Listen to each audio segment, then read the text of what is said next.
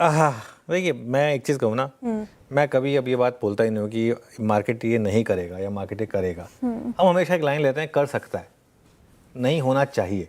Right. आपको याद होगा इवन बजट के बाद हमने एक व्यू लिया था कि बजट का लो ना टूटने के काफ़ी चांसेस हैं, लेकिन वो टूटा इवेंचुअली क्योंकि वो वॉर की डेवलपमेंट आ गई। तो लेकिन अगर आप ये बोल देते कि नहीं टूटेगा तो फिर तो वो गलत होता है ना। सिमिलरली 24,300 नहीं टूटेगा, ये अगर आप बोल दे तो वहाँ से तो 1,300 पॉइंट गिर गए। तो इसके लिए ये कभी नहीं बोलना चाहिए हमें कि ये लेवल नहीं टूटेगा।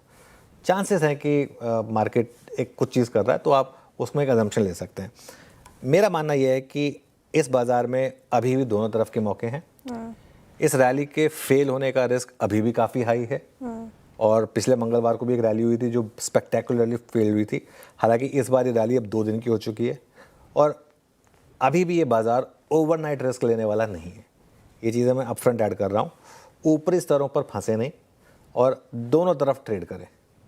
रैली के फेल होने पे बेचें भी और लोअर लेवल पे खरीदें भी। एक चीज़ लेकिन ज़रूर है, कल और आज में एक बात साफ है, ज़्यादा पैसा आपका लोअर लेवल पे लेने में बना है, रैली के बेचने पे भी पैसा बना है, लेकिन ज़्यादा पैसा आज तो 2 बार हुआ कि लोअर लेवल पर अगर आपने बाइंग किए तो ज़्यादा पैसा बना है। हमारा व्यू है कि ज़्यादा बड़ा पैसा सेल ऑन रैली पे बन रहा है, लेकिन 2 दिन से ज़्यादा बड़ा पैसा बाय ऑन डिप्स पे बन रहा है। लेकिन लेट्स वेट एंड वॉच। एक और चीज़ मैं डिस्कस करना चाहता हूँ अपफ्रंट, आईटी पर लगातार मेरा बेरिश व्यू रहा है। आपको पता ही है।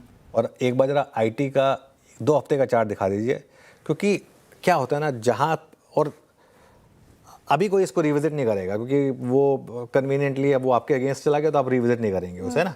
लेकिन 5.5% वहाँ से नीचे ही जहाँ पे कुछ लोगों ने आपके शॉर्ट कटवाए और मैंने कहा था कि नहीं, यहाँ पे भी अभी आप शॉर्ट ही ऐड करें।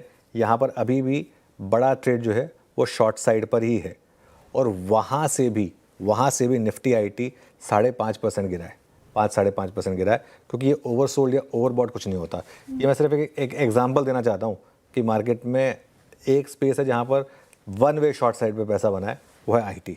अब आता हूँ मैं निफ्टी के बारे में। देखिए निफ्टी में अब एक सेंस बन रही है कि 23,600 जो है ना वो आपके लिए सबसे क्रूशियल लेवल है। जब तक वो क्रॉस नहीं होगा ना, ऑप्शन राइटर सेफ है। इनफैक्ट अब तो ऑप्शन राइटर आराम से अपना स्टॉप लॉस भी लगा सकता है श्रेया, क्योंकि देखिए इतनी तेज़ी की रैली के बाद भी आपको पता है आज कॉल प्रीमियम नीचे हैं। आप आज के अगर कॉल ऑप्शंस देखेंगे 23,600 तो छोड़ ही दीजिए, वहाँ तो 60% का प्रीमियम डिके है। इवन 23,500 का कॉल प्रीमियम 22% नीचे है। और यही बात है कि इस मार्केट में पैसा कमाना कितना मुश्किल है। या तो आप एकदम एग्जैक्ट वो लेवल पकड़ सकें जहाँ से मार्केट घूम रहा है, या उसके और 10-15 मिनट बाद एंट्री ले सकें। अगर आप पोजीशन लेके बैठे हैं तो मार्केट दोनों तरफ आपको पैसा लूज करा रहा है।